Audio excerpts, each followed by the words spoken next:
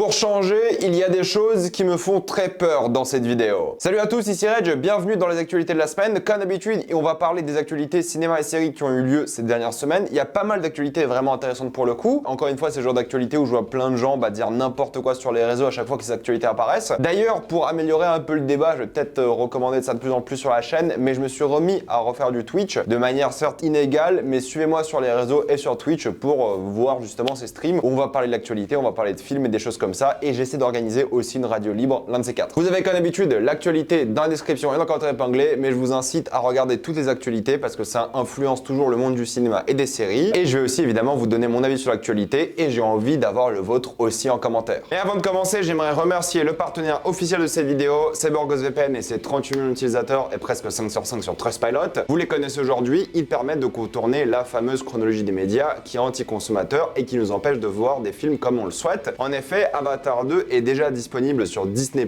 dans tous les pays du monde, sauf la France. Il y a plein de films comme ça qui seront dispo rapidement, mais en France, il faudra attendre un long moment et c'est pénible. De même, si vous avez Paramount+, Donjons et Dragons, que je trouve très cool, est déjà disponible. Prenez un pays qui a la VOSTFR comme la Suisse ou le Canada et vous allez avoir tout le contenu que vous voulez. Les bibliothèques streaming seront bien plus grandes. De même, si vous êtes fan de Formule 1, RTBF en Belgique a la Formule 1 gratuitement. Et si vous regardez beaucoup de YouTube comme moi, YouTube Premium, c'est évidemment utile aujourd'hui, que ce soit avec un VPN en Inde ou en Argentine où ça coûte 2 € par mois. Vous serez bien plus en sécurité avec un VPN, que ce soit la Wi-Fi de l'université, de la bibliothèque ou de l'hôtel. Vous pouvez partager un compte avec 7 personnes différentes, c'est disponible sur tous vos appareils préférés. C'est super simple d'utilisation, vraiment tout le monde peut le faire en juste quelques clics. Vous pouvez essayer par vous-même car vous êtes satisfait et remboursé sous 45 jours. Vous avez une assistance technique en français 24h/7. Utilisez le lien en description, en commentaire épinglé afin de vous abonner à CyberGhostVPN et bénéficier de 4 ans de remboursement de réduction plus 4 mois gratuits. Foncez sur l'offre. La première grosse actualité est que Beyond de Spider-Verse sera en effet le dernier film sur Miles Morales de la part de Sony Animation. La trilogie va se conclure et son histoire aussi. On ne sait pas si son histoire aura une suite en live action ou des choses comme ça, ou ce sera une nouvelle adaptation. Mais en tout cas, en termes d'animation, je cite, nous sommes fatigués. C'est ce qu'ont dit les producteurs. Ils ont dit qu'ils ne veulent plus faire ces films-là. En faire 3 en 5 ans en termes d'animation, c'est colossal. Ça ne m'étonne pas qu'ils soient fatigués. Donc la trilogie sera la fin pour Miles, en tout cas en animation, chez Sony pour l'instant. Le dernier film, vous le savez, j'en ai parlé la semaine dernière, risque d'être retardé. Mais si le dernier film est bien, on aura peut-être l'une des plus grandes trilogies de l'histoire des super-héros et peut-être même l'une des plus grandes du cinéma. On verra bien. Mais ça sera la fin et ça ne me dérange pas du tout. C'est toujours mieux de finir au sommet. D'ailleurs, la séquence Lego du film a été réalisée par un enfant de 14 ans, Preston Mutanga, qui avait réalisé une version Lego de la première bande-annonce, qui a été contacté par les producteurs et qui s'est vu faire le passage Lego du film. À 14 ans. Voilà, c'est incroyable, une dinguerie, félicitations. J'adore ce genre d'histoire, ça fait trop plaisir. Et si on parle d'animation, Laika vont réaliser un prochain film pour 2025, c'est les rois du stop motion en ce moment. Kubo et l'armure magique fait partie de mes films préférés, donc j'ai très hâte de voir leur prochain film. 2025, ça pour tout de suite, mais ça sera visuellement impressionnant comme à chaque fois. On continue avec de l'animation, on n'arrête pas, un film Zelda est en effet en préparation. Pourquoi est-ce que je dis ça? C'est que Nintendo est plutôt l'équipe de Zelda et en communication avec Illuminations pour faire un film Zelda. Vu que c'est Illumination, ça sera un film d'animation. Et écoutez, moi je n'ai pas été le plus grand fan de Mario, mais j'ai compris ce que le film voulait faire et pour les enfants ça passe. Mais tu ne peux pas du tout traiter un film Zelda comme tu peux traiter un film Mario. Les musiques pop, le délire ultra grand public, très américanisé, ça ne peut pas marcher dans Zelda d'après moi. Donc ce qu'il faut faire d'après moi, c'est oublier Illumination Studio, aller côté Ghibli, même si Ghibli c'est pas toujours de très bons films, soyons honnêtes, ou même trouver un autre studio qui est plus côté japonais d'après moi. Pour moi déjà le style d'animation ne correspond pas à Zelda. Ce que Illumination font c'est très bien, mais s'ils changent pas le style d'animation qu'on a vu là, pour moi ça ne peut pas marcher. Et j'ai pas envie de voir un Zelda pour enfants pour le coup. Alors oui, c'est aussi pour les enfants, d'accord, on a bien compris, mais c'est un souffle épique d'action-aventure. Ça peut très bien marcher en animation, je pense que ça peut être exceptionnel, mais faites-le bien et pas grand public. Que Link part à la limite, pourquoi pas. Moi je pense que ça peut le faire vraiment bien. On n'est pas obligé, ils peuvent le garder muet, mais ça peut le faire. Par contre, Illumination pour moi, ce ne sont pas le bon choix pour faire ce film. Après ils peuvent le faire, mais leur passé, ce qu'ils ont fait durant ces dernières années, décennies même, ça ne colle pas avec l'ambiance Zelda. Donc c'est pour ça que s'ils font ce film, ça prendra plusieurs années normalement et il faut que ce soit complètement différent de ce que fait Illumination. C'est pour ça que d'après moi, ils n'ont pas le CV. Ils ont sûrement les compétences, je ne dis pas, mais ils n'ont pas le CV aujourd'hui. Donc ça, clairement, ça me fait peur. La série Young Rock a été annulée au bout de 3 saisons et pourquoi est-ce que je parle de cette actualité? C'est tout simplement parce que j'ai découvert que la série existait et qu'elle a eu 3 saisons. Je n'ai pas d'autres commentaires à faire. Mais on va parler de The Rock bientôt, croyez-moi, il y a beaucoup de choses à dire sur lui en ce moment. Ocean Eleven, en tout cas le reboot slash sequel qui va sortir avec Gosling et Robbie. Oui, je mets une photo de Barbie, il y a quoi? Va commencer son tournage dans les semaines qui viennent en France, à apparemment ça sera l'histoire d'un braquage d'un yacht aux alentours de Monaco. Très curieux de voir ce qu'ils vont faire avec. Si on parle de tournage, c'est lors du tournage de Gladiator 2 qui est en cours actuellement qu'il y a eu déjà des blessés par rapport à des pyrotechniques. En effet, une explosion a fait des dégâts. Apparemment, tout le monde va bien, mais il y a eu 6 blessés, 6 cascadeurs. On leur souhaite un très bon rétablissement et on espère évidemment que les procédures de sécurité soient bien plus respectées à l'avenir parce que là, apparemment, les 6 personnes blessées ont eu de la chance, mais le jour où ils n'auront plus de chance, ça peut être un véritable drame. Mais apparemment, aucun blessé grave, donc c'est déjà ça. Tom Holland va faire une pause dans sa carrière pendant 1 an. Il a fait au meilleur moment. Il a arrêté les réseaux, sauf pour faire de la promotion récemment, et qui voulait faire une pause pour se concentrer sur sa vie privée parce que le gars enchaîne depuis qu'il est gamin. Et sa pause, au final, arrive au bon moment, et je pense que plein d'acteurs vont faire une pause aussi. Il y a la grève des scénaristes. C'est littéralement le meilleur moment pour faire une pause parce que rien ne peut être écrit et donc tourné. Acteur, c'est le moment, croyez-moi. Après, vous n'allez plus arrêter parce qu'il y aura du retard sur tout et vous allez devoir travailler encore plus. Petit point box-office avec 300 millions pour Across the Spider-Verse, qui est un véritable succès, déjà beaucoup plus que le premier film, et qui a eu qu'une baisse de 51% lors de son deuxième week-end aux États-Unis, ce qui veut dire que le bouche à oreille est excellent. Il se rapproche et va peut-être même dépasser La Petite Sirène, ce qui est quand même assez fou lorsqu'on y pense. Ça prouve aussi que les live-action Disney, au final, ça n'intéresse pas tant de monde que ça, et tant mieux. Fast 6 a dépassé les 600 millions, ce qui pour la saga est un flop entre guillemets. Pourquoi? Parce que ça a coûté 2 fois plus que le précédent film et ça a déjà rapporté beaucoup moins. C'est pour ça qu'ils l'ont déjà sorti en VOD. Alors pourquoi est-ce qu'ils sortent des films en VOD? C'est que ça rapporte du pognon. Comment je sais ça? Mario a fait 1,3 milliard au box-office mondial, succès colossal. Ils l'ont sorti en VOD il y a 1 mois, je crois. Il a rapporté 75 millions de plus. Il continue à cartonner en salle et en plus de ça, il cartonne en VOD. Donc là, du côté de Fast, ils se sont dit la même chose. On va continuer l'exploitation en salle, mais on va proposer aussi la VOD et apparemment, c'est un système qui marche. Est-ce que le piratage va faire du mal? Visiblement pas assez pour déranger les studios. Et est-ce qu'on peut parler du fait que parmi les plus gros lancements de l'année par week-end, ce soit des films d'animation en 2023? Ça fait vraiment plaisir. Vous l'avez vu, Apple a lancé le casque Vision Pro qui va sortir donc en début d'année prochaine et il y a eu plein de choses par rapport au film. Il y a plein de gens qui m'ont dit ça va être trop bien pour regarder des films comme ça. Écoutez, je ne dis pas que l'Apple Vision Pro ne sera pas incroyable. Cher, certes, mais incroyable, comme le fait souvent Apple. Je ne dis pas le contraire, mais pour regarder des films, croyez-moi, pour quelqu'un qui a déjà essayé de regarder des films avec un Vive, avec un Meta Quest 2, Oculus Quest plutôt à l'époque, et plein d'autres appareils de VR que j'ai eu en ma possession, j'ai regardé des films en entier avec, ça ne va jamais rivaliser l'expérience ou l'immersion d'une très bonne télé, qui coûte évidemment beaucoup moins cher que 3500 $, ou peut-être même 4000 en Europe, ou qu'aller au cinéma. Donc oui, c'est un gadget sympa pour regarder peut-être un épisode de série de temps en temps, mais ne voyez pas le Vision Pro comme autre chose d'après moi qu'un outil professionnel qui sera utile et sympa pour regarder du contenu. Peut-être le sport sera meilleur avec ce genre de truc parce qu'il y a des statistiques et tout, mais pour les séries et films, se mettre dans l'ambiance comme on l'a vu, honnêtement, ça change pas vraiment votre expérience du film. Dans tous les cas, l'écran sera plat. Est-ce qu'ils vont commencer à tourner plein de trucs en VR à cause ou grâce à ça? Peut-être comme ils l'ont fait à l'époque, mais ça sera des cours. Jamais ils vont faire un film en entier. Mais pourquoi est-ce que je parle de ça? C'est que ça montre l'ambition d'Apple de se lancer, certes, comme on l'a vu avec Apple TV+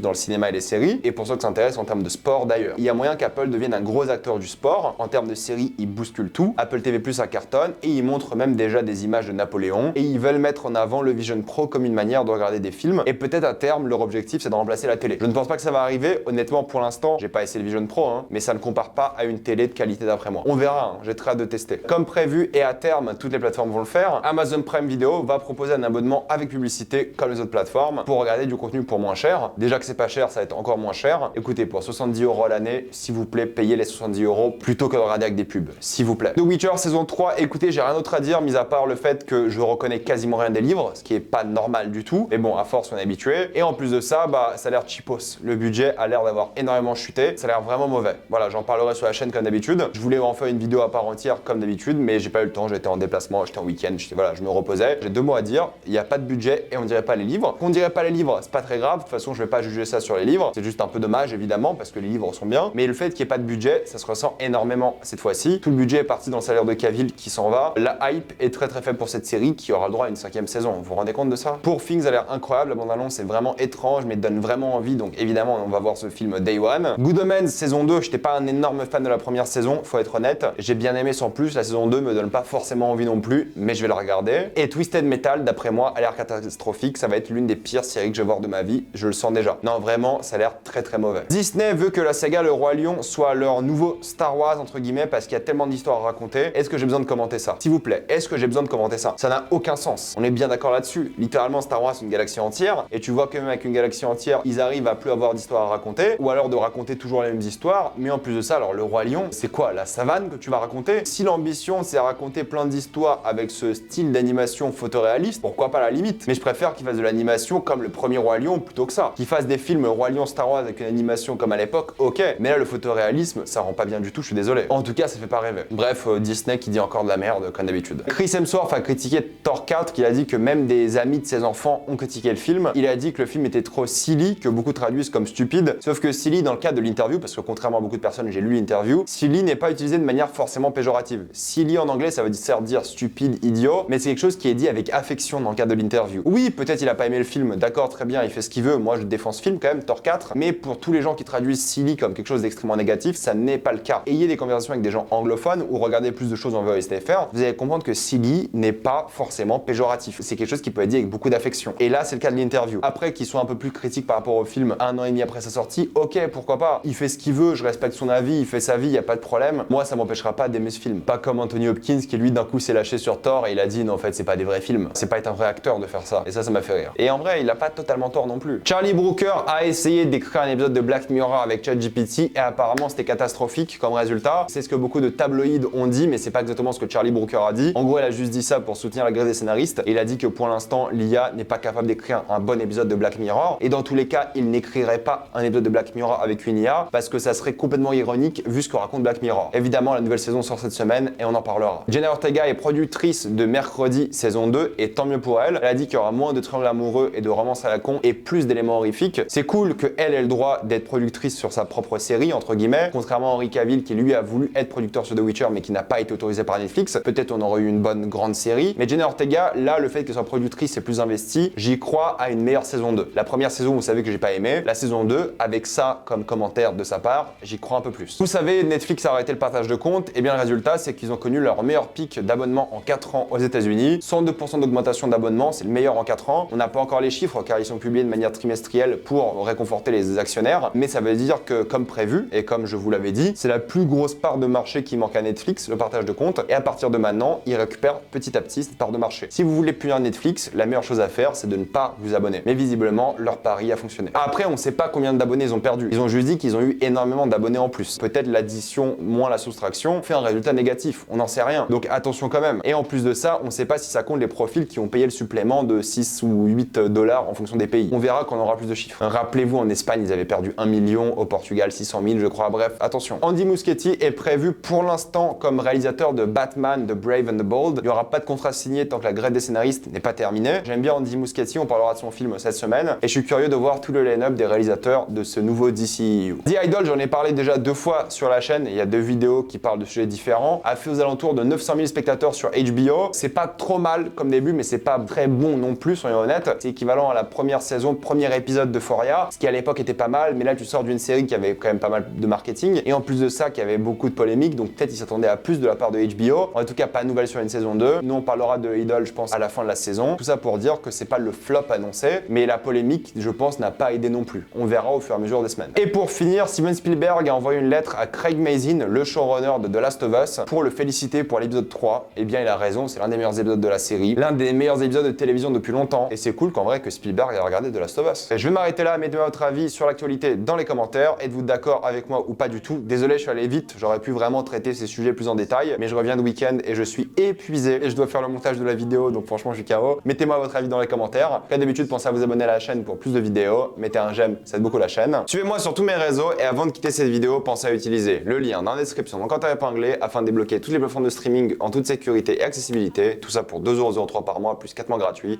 Foncez sur l'offre, et moi je vous dis à la prochaine fois. Salut à tous.